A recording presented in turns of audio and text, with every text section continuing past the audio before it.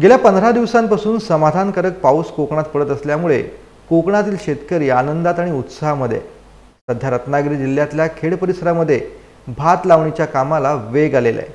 खेड तालुक्यातील सह्याद्रीच्या पट्ट्यात ग्रामीण भागामध्ये पारंपरिक पद्धतीने बैलजोडीनं नांगरणी सुरू आहे.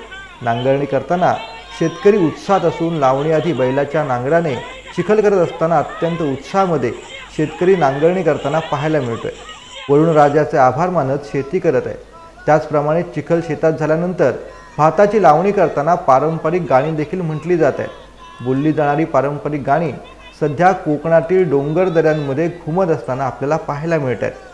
कोकणात सध्या भात लावणीचा हंगाम सुरू असल्यामुळे पारंपरिक शेती करताना शेतकऱ्यांमध्ये मात्र उत्साह आहे.